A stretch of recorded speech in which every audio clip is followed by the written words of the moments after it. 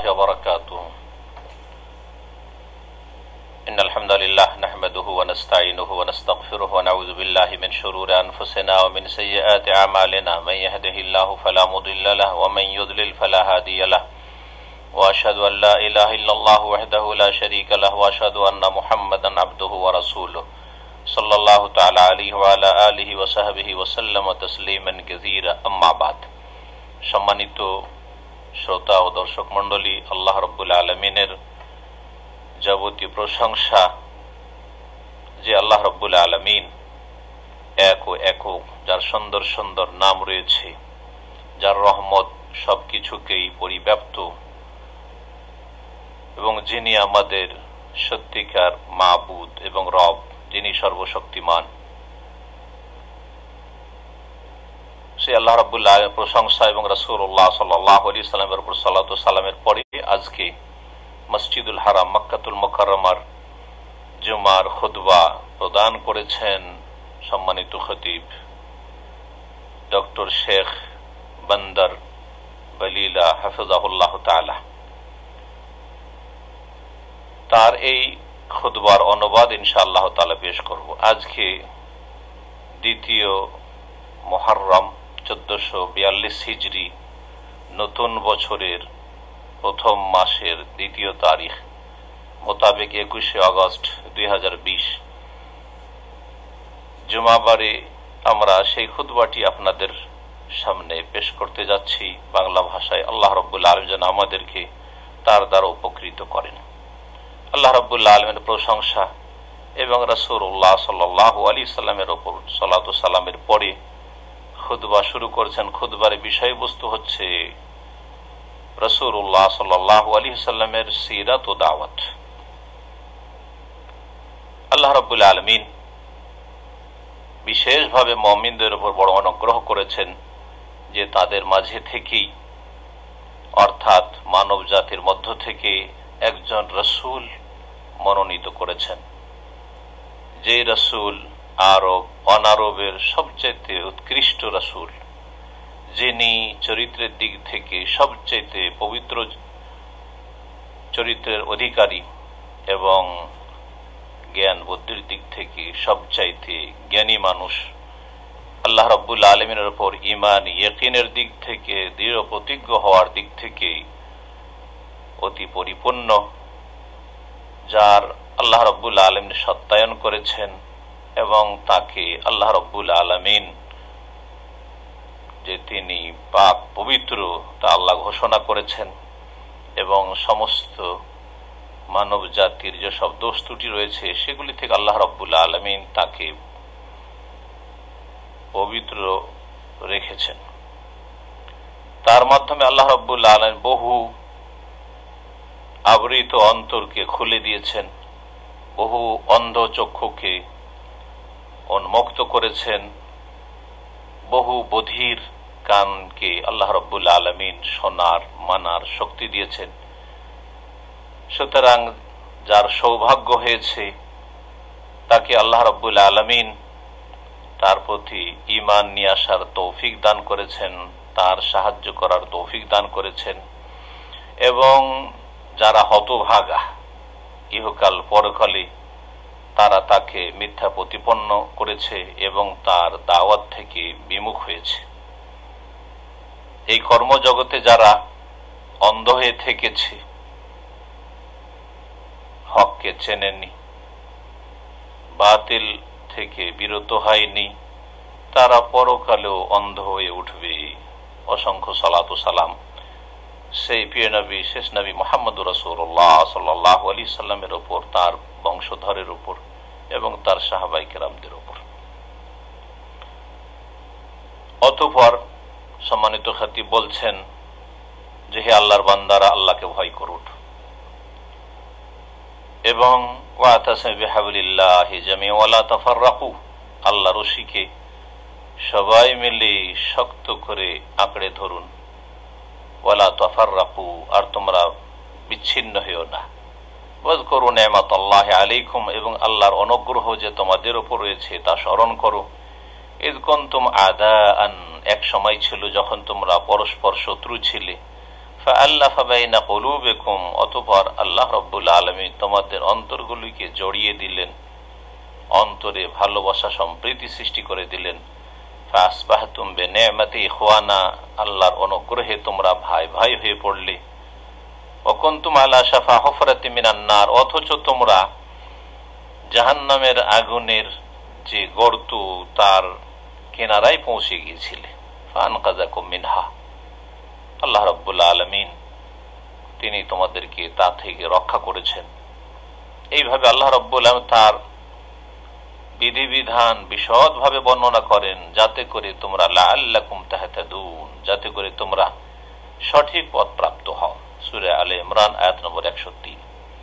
হে মুমিনগণ, আল্লাহ রাব্বুল আলামিনের প্রজ্ঞা, হিকমত এবং তার রহমত যে সৃষ্টির ওপর রয়েছে, তার দাবি হচ্ছে যে তিনি মানব জাতির ইতিহাসে মাঝে মধ্যেই এমন ব্যক্তিদেরকে প্রেরণ করে থাকেন যাদের মাধ্যমে মানব জাতির সংস্কার করেছেন, মানব জাতির সমস্যার সমাধান দিয়েছেন এবং মানব জাতিকে সঠিক পথের দিক নির্দেশনা দিয়েছেন, আর মানব জাতিকে ভ্রষ্টতা থেকে হেদায়েতের দিকে নিয়ে আসার জন্য সচেষ্ট তারা হয়েছেন।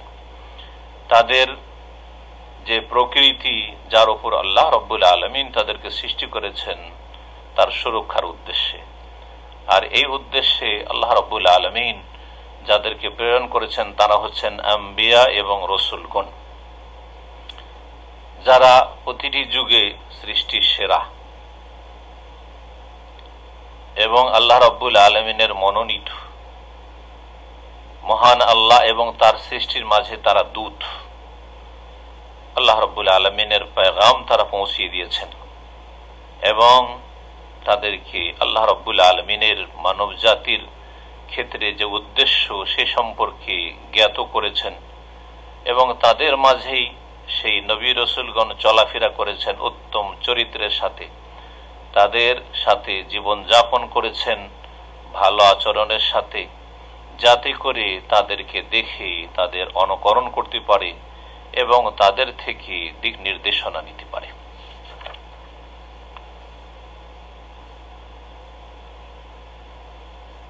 তাদের সংখ্যা অনেক, বহু আম্বিয়া রাসূলগণকে আল্লাহ রাব্বুল আলামিন প্রেরণ করেছেন। তাদের সর্বশেষ হচ্ছেন যিনি হেদায়েতের আলোকবর্তিকা এবং তিনি সৃষ্টির সেরা নবীকুলের সর্বশেষ নবী, খাতামুন নবিয়্যিন, যিনি বিশ্বজাহানের জন্য রহমত, রাহমাতুল আলামিন, যার নাম মুহাম্মদ বিন আব্দুল্লাহ বিন আব্দুল মুত্তালিব বিন হাশিম, যিনি আরবি নবী, কুরাইশি নবী, হাশেমি, যিনি ইব্রাহিম খলিলুল্লাহ আলাইহিস সালাতু সালামের বংশোদ্ভূত এবং তিনি ইব্রাহিম আলাইহিস সালামের ছেলে যে ইসমাইল জবিহ, যাকে জবাই করার জন্য প্রস্তুত হয়ে গিয়েছেন ইব্রাহিম খলিলুল্লাহ আলাইহিস সালাতু সালাম, আল্লাহর সন্তুষ্টির জন্য আল্লাহর নির্দেশে তার সন্তান। আল্লাহ রাব্বুল আলামিনের অসংখ্য সালাত ও সালাম তার উপর নাজিল হোক। আল্লাহ রাব্বুল আলামিন তাকে সবচেয়ে বেশি সম্মানিত করুন, যার মাধ্যমে আল্লাহ রাব্বুল আলামিন রিসালাতের সমাপ্তি ঘটিয়েছেন এবং নবুয়তের জ্যোতিকে পরিপূর্ণ করেছেন। আল্লাহ রাব্বুল আলামিন তাকে মানব জাতির জন্য জান্নাতের দিক নির্দেশনা দানকারী হিসাবে পাঠিয়েছেন। আল্লাহ রাব্বুল আলামিনের রহমতের তিনি দিক নির্দেশনা দিয়েছেন।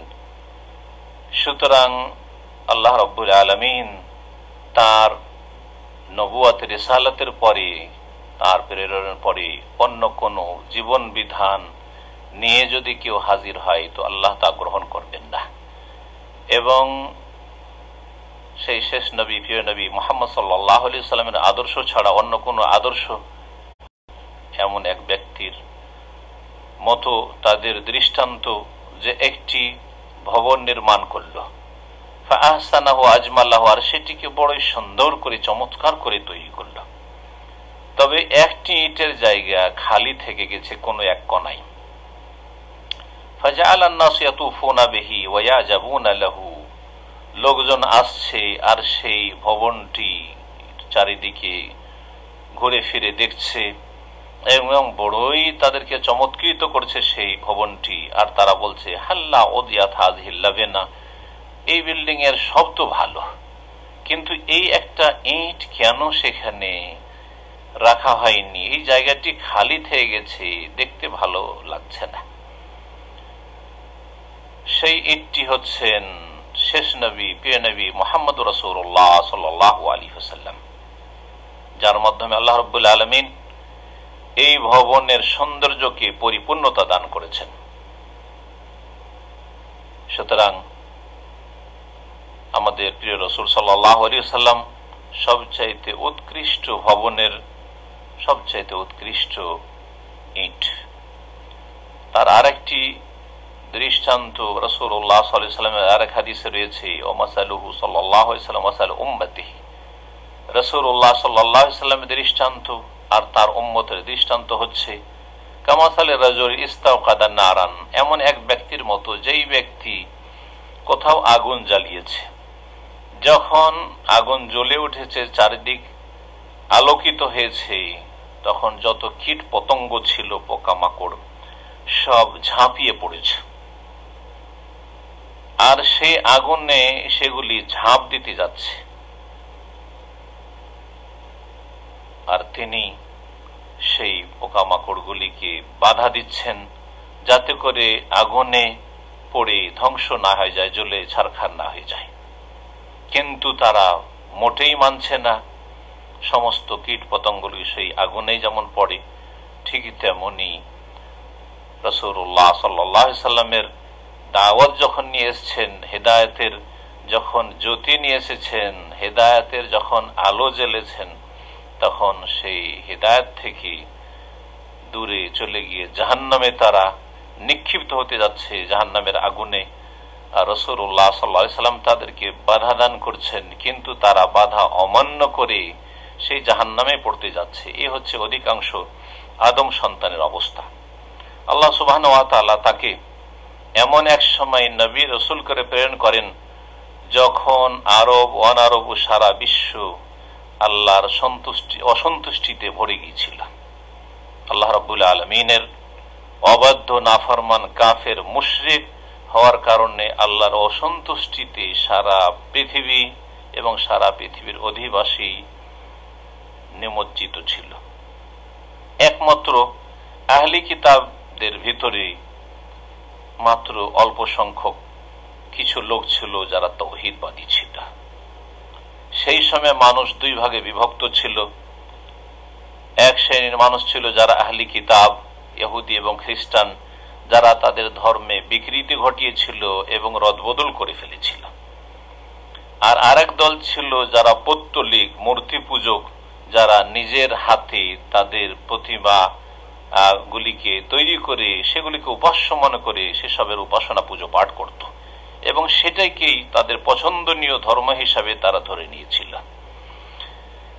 এমনই পরিস্থিতিতে মানব জাতি সবচাইতে বেশি মুখাপেক্ষী ছিল এমন এক ব্যক্তির দিকে, যিনি এসে এই ভ্রষ্টতা, গোমরাহির অন্ধকার সমূহকে দূরীভূত করবেন এবং হেদায়েতের জ্যোতিকে তিনি প্রজ্বলিত করবেন এবং হেদায়েতের জ্যোতির তিনি নবায়ন করবেন, সঠিক পথের দিক নির্দেশনা দেবেন। আর যা কিছু মিটে গেছে সেসব মিটে যাওয়া যেসব ভালো জিনিস রয়েছে, ভালো বিষয় রয়েছে, সেগুলিকে তিনি পুনর্জীবিত করবেন। আর তিনি সত্যকে সুস্পষ্টভাবে মানুষের সামনে তুলে ধরবেন, যাকে মানুষ বিকৃত করে ফেলেছে। সুতরাং রাসূলুল্লাহ সাল্লাল্লাহু আলাইহি ওয়াসাল্লামের যখন 40 বছর বয়স, তখন তার পালনকর্তার পক্ষ থেকে তার কাছে হক সমাগত হইল। যে সময় হীরা পাহাড়ের গুহায় তিনি ইবাদত বন্দেগীতে মগ্ন ছিলেন, জিবরাইল আলাইহিস সালাম এসে তাকে চেপে ধরলেন, যাতে তার প্রচন্ড কষ্ট হয়েছিল এবং তাকে এসে বলেছিলেন ইকরা, পড়ো। সেই সময় তিনি উত্তরে বলেছেন মা আনা বিকারি, আমি পড়তে জানি না। আর তারপরে কয়েকবার বলার পরে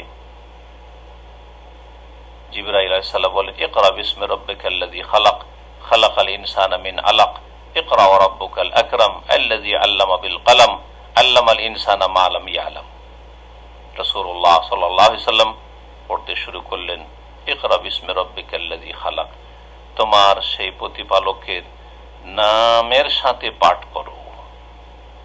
আল্লাযী খালাক, যিনি সৃষ্টি করেছেন, সবকিছুকে সৃষ্টি করেছেন। খালাকাল ইনসানা মিন আলাক, বিশেষভাবে মানুষকে সৃষ্টি করেছেন জমাট বাঁধা রক্ত থেকে।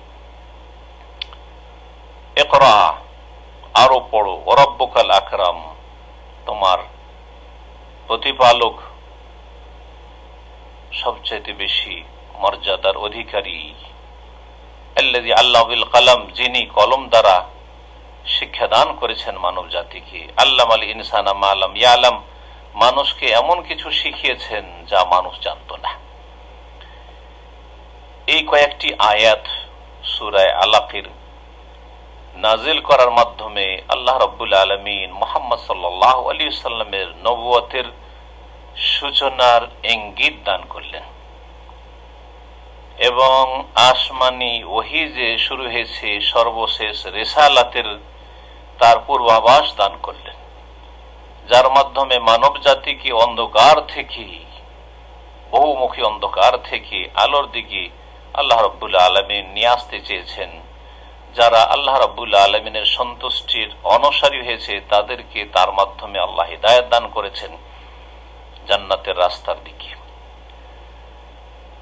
তারপরে মহান আল্লাহ রাব্বুল আলামিন আয়াতের পর আয়াত, সূরার পরে সূরা নাজিল করা শুরু করলেন। আল্লাহ রাব্বুল আলামিনের পক্ষ থেকে নির্দেশ আসা শুরু হলো রাসূলুল্লাহ সাল্লাল্লাহু আলাইহি সাল্লামের কাছে যে তুমি মানুষকে সতর্ক করো, সুসংবাদ দাও। জি, ইয়া আইয়ুহাল মুদ্দাসসির কুম ফাআনজির ওয়া রাব্বাকা ফাকাব্বির, আরো অন্যান্য আয়াতের পর একের পর এক আয়াত নাজিল হওয়া শুরু হলো। সুতরাং রাসূলুল্লাহ সাল্লাল্লাহু আলাইহি সাল্লাম বেশ কিছু সময় ধরে গোপনে জাতিকে সতর্ক সাবধান করলেন, ইসলামের দাওয়াত দিলেন। আর তারপরে প্রকাশ্যে দাওয়াত দেওয়া শুরু করলেন। যখন প্রকাশ্যে দাওয়াত দেওয়া শুরু করলেন তখন তার উপর যে বালা মুসিবত, বিপদ আপদ আসা শুরু হলো তার কোনো তিনি পরোয়া করলেন না। সুতরাং মুশরিকদের পক্ষ থেকে মক্কাতুল মুকাররমায় তাকে বহু কষ্ট সহ্য করতে হয়েছে এবং তার উপর বিপদ আপদ এসেছে। তারা তাকে মিথ্যুক ঘোষণা করেছে, তার দাওয়াতের পথে বাধা প্রদান করেছে এবং তারা তাকে, কাফেররা তাকে নানা নামে ডেকেছে। তারা বলেছে মুআল্লামুন মাজনুন, একে কেউ শিখিয়ে দিচ্ছে, কারো কাছ থেকে শিখে আসছে আর সব কথা বলছে, পাগল এই ব্যক্তি। কখনো বলেছে শায়রুন নাতারাব্বাসু বিহি রাইবাল মানুন, ইয়া কবি, কখন মরে যাবে তখন আমরা আরাম পেয়ে যাব। আর কখনো বলেছে ইন্না হাযা লা সাহিরুম মুবিন, এ সুস্পষ্ট জাদুকর। কখনো বলেছে মুহাম্মদ যেসব কথা শোনাচ্ছে, কোরআনের কথা বলছে, এগুলি আদগাসু আহলাম, এগুলি খামখেয়ালি কথা, এগুলি উদ্ভট তার স্বপ্ন। কখনো বলেছে বাল ইফতারাহু, এ মন গড়া কথা নিজেই রচনা করছে। বাল হুয়া শায়ের ফালিয়াতিনা বিআয়াতিন কামা উরসিলাল আউয়ালুন, যদি সে সত্যিকার নবী হয় তাহলে পূর্বের নবীরা যেমন অনেক মুজিজা অলৌকিকত্ব নিয়ে এসেছে সেও নিয়ে আসুক। রাসূলুল্লাহ সাল্লাল্লাহু আলাইহি ওয়াসাল্লাম এসব কথায় কোনো পরোয়া না করে হকের ওপর আরো বেশি শক্ত হয়ে গেলেন। পক্ষান্তরে কাফের মিথ্যা প্রতিপন্নকারী যারা রাসূলুল্লাহ সাল্লাল্লাহু আলাইহি ওয়াসাল্লামের দাওয়াতকে অস্বীকার করেছে তাদের শত্রুতা, বিদ্বেষ এবং বিরোধিতা এবং বাতিলের উপর তাদের গোঁড়ামি, অটলতা আরো বৃদ্ধি পেয়ে গেল। রাসূলুল্লাহ সাল্লাল্লাহু আলাইহি ওয়াসাল্লাম এবং মক্কার মুশরিকদের মাঝে বহু রকমের তর্ক বিতর্ক, আর তারপরে বহু রকমের তাদের পক্ষ থেকে জুলম অত্যাচার আর বাড়াবাড়ি হতে থাকলো। কিন্তু সব ক্ষেত্রে রাসূলুল্লাহ সাল্লাল্লাহু আলাইহি ওয়াসাল্লাম তাদেরকে উপেক্ষা করতেন এবং তাদেরকে ক্ষমা করে দিতেন এবং এই আশায় রাখতেন যে হতে পারে একসময় তারা ঈমান নিয়ে আসবে, বিশ্বাস করবে।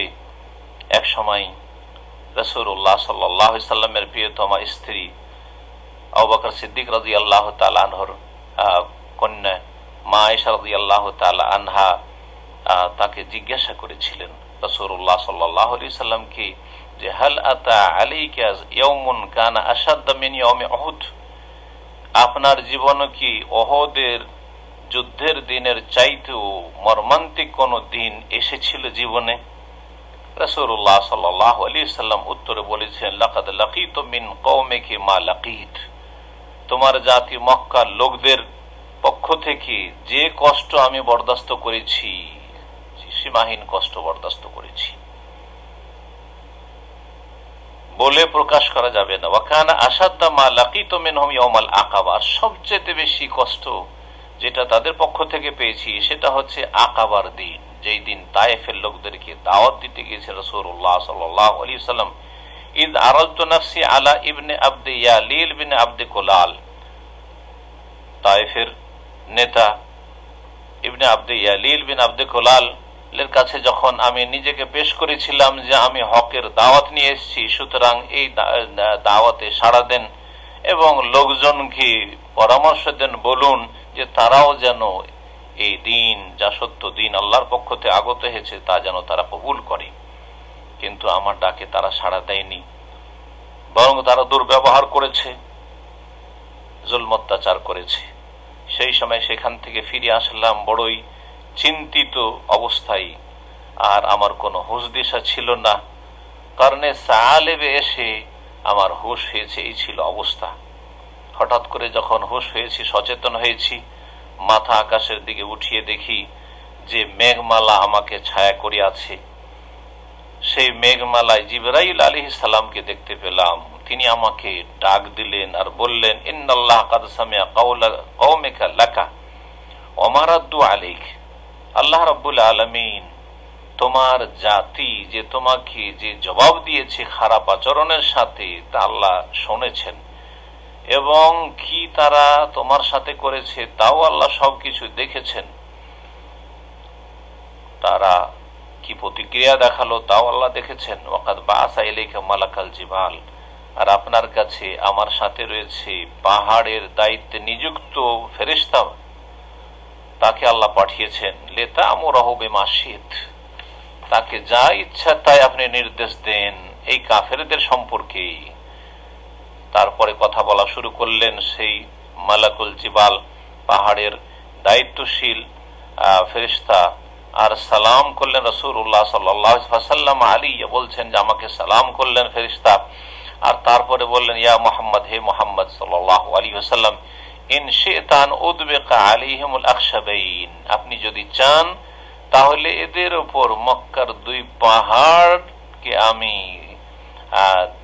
নিয়ে এসে পিষে দিয়ে এদেরকে। নবী করিম সাল্লাল্লাহু আলাইহি ওয়াসাল্লাম বলেন, না না না, আমি এটা চাই না যে এদেরকে সবকে ধ্বংস করে দেওয়া হোক। বাল আরজু আন ইউখরিজ আল্লাহু মিন আসলাবিহিম মান ইয়াবুদুল্লাহ ওয়াহদাহু লা ইউশরিকু বিহি শাইআ, বরং আমি আল্লাহ রাব্বুল আলামিনের কাছে আশাবাদী যে এদের আগামী প্রজন্ম থেকে এমন লোকদেরকে আল্লাহ বের করে নিয়ে আসবেন যারা এক আল্লাহর ইবাদত করবে আর তার সাথে কোনো কিছুকে শরীক স্থাপন করবে না। সহিহ বুখারী মুসলিমের হাদিস। প্রখ্যাত তাবী উরওয়া ইবনে যুবাইর রাদিয়াল্লাহু তাআলা আনহুমা থেকে বর্ণিত, তিনি বলছেন যে আমি আব্দুল্লাহ বিন আমর ইবনে আস রাদিয়াল্লাহু তাআলা আনহুমাকে একবার জিজ্ঞেস করলাম, আখবিরনি বিআশাদ্দি শাইইন সানাআহুল মুশরিকুনা বিন নবী সাল্লাল্লাহু আলাইহি ওয়াসাল্লাম, আমাকে বলুন তো মুশরিকরা নবী করিম সাল্লাল্লাহু আলাইহি ওয়াসাল্লামের সাথে সবচেয়ে বেশি দুর্ব্যবহার কোন সময় করেছিল? কালা, তখন বললেন, বাইনান নবী সাল্লাল্লাহু ফি হিজরিল কাবা, নবী সাল্লাল্লাহু আলাইহি সাল্লাম এক সময় কাবার যে হিজর হাতিম সেখানে সালাত আদায় করছিলেন। ঈদ আকবাল উকবা বিন আবি মুইত, হঠাৎ করে উকবা বিন আবি মুইত কাফেরদের এক জালেম বদ প্রকৃতির নেতা, সে আসলো। আর তারপর রাসূলুল্লাহ সাল্লাল্লাহু আলাইহি সাল্লামের ঘাড়ে কাপড় দিয়ে ফাখানাকাহু খানাকান শাদীদান, গলাটাকে চরম ভাবে একেবারে টিপে ধরল। ফাআকবাল আবু বকর, সেই সময় বকর সিদ্দিক রাদিয়াল্লাহু তাআলা আনহু তিনি দৌড় দিয়ে ছুটে আসলেন, এসে তার কাঁধে ধাক্কা দিয়ে সরিয়ে দিলেন নবী সাল্লাল্লাহু আলাইহি সাল্লাম থেকে, আর বললেন, আতাকতুলুনা রাজুলান আন ইয়াকুলা রাব্বি আল্লাহ, তোমরা কি এমন একজন ভালো মানুষকে খুন করবে তার শুধু অপরাধ হচ্ছে যে বলছেন আমার রব আল্লাহ, আমার মালিক আল্লাহ, আমার মাবুদ আল্লাহ, এর বেশি তার কোনো অপরাধ করেননি, এটাই কি তার অপরাধ? সহিহ বুখারীর হাদিস। এইরকম আব্দুল্লাহ বিন মাসউদ রাদিয়াল্লাহু তাআলা আনহু থেকে বর্ণিত, তিনি বলছেন, কান্নী আনজুর ইলা রাসূলিল্লাহ সাল্লাল্লাহু আলাইহি ওয়াসাল্লাম ইয়াহকি নাবিয়্যাম মিনাল আম্বিয়া দারাবাহু কওমুহু, আমি যেন দেখছি রাসূলুল্লাহ সাল্লাল্লাহু আলাইহি সাল্লামকে এখনো তিনি এক সময় কোন একজন নবীর ঘটনা বর্ণনা করছেন যাকে তার জাতির কাফের মুশরিকরা মারধর করেছিল, রক্তে রক্তিত করেছিল। ওয়া ইয়ামসাহু দাম আন ওয়াজহিহি, আর তিনি নিজ মুখমণ্ডল থেকে রক্ত মুছছিলেন আর বলছিলেন, রব্বিগফির লিকওমি ফাইন্নাহুম লা ইয়ালামুন, হে আমার রব, আমার জাতিকে ক্ষমা করে দাও, এরা অবুঝ, এরা বুঝে না, সেজন্য আমার সাথে খারাপ আচরণ করছে। সহিহ বুখারী মুসলিমের হাদিস। হে মুমিনগণ, রাসূলুল্লাহ সাল্লাল্লাহু আলাইহি সাল্লামের দাওয়াত যখন মক্কায় চলতে থাকে, এমন একটা সময় আসলো যেই সময় মক্কাতুল মুকাররমায় যে ঈমানদার মুমিন মুমিনাত ছিলেন তাদের ওপর বালা মুসিবত চরম আকার ধারণ করল। জুলম অত্যাচার সীমাহীন শুরু হয়ে গেল কাফেরদের পক্ষ থেকে। তখন মহান আল্লাহ রাব্বুল আলামিন তার নবী সাল্লাল্লাহু আলাইহি সাল্লামকে মদিনা হিজরতের অনুমতি দান করলেন, যাতে করে এই কুরাইশ কাফেরদের অনিষ্ট থেকে নিরাপদ স্থানে জীবন যাপন করেন এবং রবের দিকে তিনি দাওয়াত দিতে থাকেন। আর যেই দিনকে আল্লাহ মানব জাতির উদ্দেশ্যে মনোনীত করে সেই দিনকে প্রতিষ্ঠিত করেন মদিনাবাসীদের মাঝে। সুতরাং তিনি এবং তার সাহাবায়ে কেরামগণ একের পর এক মদিনায় হিজরত করা শুরু করলেন এবং মদিনাকেই নিজের বাসস্থান হিসাবে গ্রহণ করলেন। এই হিজরত রাসূলুল্লাহ সাল্লাল্লাহু আলাইহি সাল্লাম এবং সাহাবায়ে কেরামদের ইসলামের ইতিহাসে ইসলাম এবং কুফরের মাঝে চূড়ান্ত ফয়সালা ছিল, যার মাধ্যমে আল্লাহ রাব্বুল আলামিন ইসলামকে শক্তিশালী করেছেন, সম্মানিত করেছেন এবং কুফর এবং কাফেরদেরকে আল্লাহ রাব্বুল আলামিন লাঞ্ছিত করেছেন এই হিজরতের মাধ্যমে। আর মক্কার কাফেরদের পক্ষ থেকে মক্কার মুসলিমদের উপর যে জুলম অত্যাচার আর বাড়াবাড়ি আর সীমাহীন তাদের যে অন্যায় চলছিল তার অবসান ঘটল। মদিনায় ইসলামী রাষ্ট্র কায়েম হইল। কুফরির যে শক্তি ছিল সেই শক্তি ধূলিসাৎ হলো, আল্লাহ রাব্বুল আলামিনের কালেমা উচ্চ হলো এবং কাফেরদের যে কথা তা ধুলাতে মিশে গেল এবং ইসলাম আর কুফরের মাঝে এই সময়গুলিতে মদিনার জীবনে বেশ কিছু যুদ্ধ হইল, যার মাধ্যমে হক এবং বাতিল সুস্পষ্ট হয়ে উঠল আর বাতিল নিশ্চিহ্ন হইল। আর এতে কোনো সন্দেহ নাই, ইন্নাল বাতিলা কানা যাহুকা, যখন সত্য আগত হয় তখন বাতিল নিশ্চিহ্ন হয়ে যায়। তারপরে ধীরে ধীরে মুসলিমদের জীবনে বিজয় এবং সাহায্য নেমে আসলো বদরের যুদ্ধে, খন্দকের যুদ্ধে। অথচ এর পূর্বে তারা ছিলেন অতি দুর্বল, অসহায় এবং তারা জুলমের শিকার হয়েছেন কাফেরদের কাছে। কুফরি শক্তিকে আল্লাহ রাব্বুল আলামিন লাঞ্ছিত করলেন। তারা কোনো কল্যাণ হাসিল করতে পারল না, বরং তারা নিশ্চিহ্ন হয়ে গেল। আল্লাহ রাব্বুল আলামিন তারপরে নবী করিম সাল্লাল্লাহু আলাইহি সাল্লামকে মক্কা বিজয় দান করলেন, যে মক্কাতুল মুকাররমা তার কাছে আল্লাহর জমির সবচাইতে প্রিয় ভূমি ছিল। রাসূলুল্লাহ সাল্লাল্লাহু আলাইহি সাল্লামের উপর আল্লাহ রাব্বুল আলামিনের সাহায্য নেমে আসলো, আর তিনি বিজয়ী হয়ে মক্কায় প্রবেশ করলেন। যেন মক্কার কাফের মুশরিকদের সাথে গত দিনগুলিতে কিছুই যেন হয় নাই, অথচ তাকে সেখান থেকে বহিষ্কৃত করা হয়েছে। কাফেরদের বড় বড় নেতারা, যাদের জন্য আল্লাহ ধ্বংস লিখে রেখেছিলেন, তারা ধ্বংস হল, এবং যাদের জন্য আল্লাহ রাব্বুল আলামিন সন্তুষ্টি আর ফয়সালা করেছিলেন, তারা রাসূলের অনুসরণ করলো এবং মুমিনদের রাস্তার অনুসারী হল। আল্লাহ রাব্বুল আলামিন আমাদেরকে এই নবীর সিরাত থেকে উপকৃত করেন, কোরআন কারীম থেকে, নবী সাল্লাল্লাহু আলাইহি ওয়াসাল্লামের সুন্নাহ থেকে যেন আমাদেরকে উপকৃত করেন। এই হিজরতের বিষয়টি রাসূলুল্লাহ সাল্লাল্লাহু আলাইহি ওয়াসাল্লামের তাতে থেকে অনেক আমাদের জন্য শিক্ষণীয় বিষয় রয়েছে, তাতে অনেক শিক্ষণীয় বিষয় রয়েছে। এই হিজরত আমাদেরকে যেন স্পষ্টভাবে ডাক দিচ্ছে এ কথা শেখানোর জন্য যে আন্নাস শাদায়েদ লা তাদুম, বিপদ আপদ চিরস্থায়ী নয়, বালা মুসিবত চিরকাল থাকবে না, বরং আল্লাহ রাব্বুল আলামিন ভালো মানুষদেরকে পরীক্ষা করেন আর তারপরে তাদেরকে মনোনীত করেন। আর মনে রাখবেন যে সম্মান হাসিল হয় কষ্ট করার পরে। আর মনে রাখতে হবে আরো এই হিজরত থেকে শিক্ষার আরেকটি বিষয়, তা হচ্ছে যে মানব জীবনের সূচনা যেমনটাই হোক না কেন, আসল গুরুত্ব রাখে সর্বশেষ অবস্থা। সুতরাং আমাদের শেষ অবস্থা সবসময় ভালো করার চেষ্টা করতে হবে, এবং শেষ পরিণাম আল্লাহ রাব্বুল আলামিন রেখেছেন, উত্তম পরিণাম রেখেছেন নেক বান্দাদের জন্য। এই হিজরত থেকে আমাদের শিক্ষা, রাসূলুল্লাহ সিরাত থেকে শিক্ষা, যে মানুষকে সর্বাত্মক প্রচেষ্টা চালাতে হবে। পার্থিব যে সব উপায় উপকরণ রয়েছে এবং দ্বীনি উপায় উপকরণ রয়েছে, সেগুলি আমাদেরকে অবলম্বন করতে হবে।